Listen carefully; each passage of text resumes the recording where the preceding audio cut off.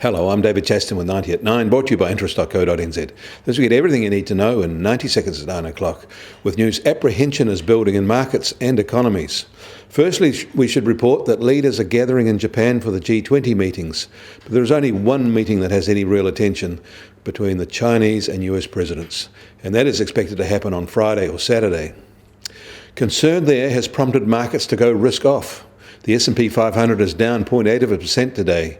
Yesterday, Shanghai dropped 0.9%. Meanwhile, the US Fed boss, Jay Powell, repeated today that his central bank sees cross-currents in the US economy that signal weakness that may need to be responded to. These weaknesses come from uncertainty driven by US trade policies, a dig at his recent critic, the US president. He also pushed back by defending the Fed's policy-making independence because it can prevent damage that often arises when policy bends to short-term political interests, he said. New home sales in the US fell sharply in May and are almost 4% lower than the same month in 2018. American consumer confidence dropped in June to its lowest since September 2017 as their households grew more pessimistic about economic and labour market conditions. In China, local authorities there are being urged to issue new debt, and they are responding with some large offerings. June issuance is expected to be a record high, exceeding $85 billion.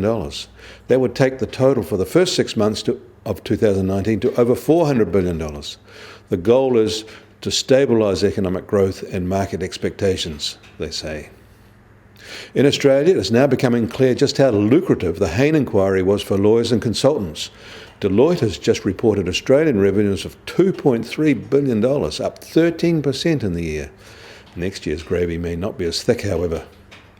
The US Treasury 10-year yield is falling today, now at 1.99%, and that's down 3 basis points.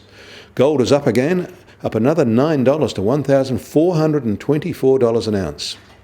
And US oil prices are little changed today. Prices are just over $58 a barrel in the US, while the Brent benchmark is at $65 a barrel.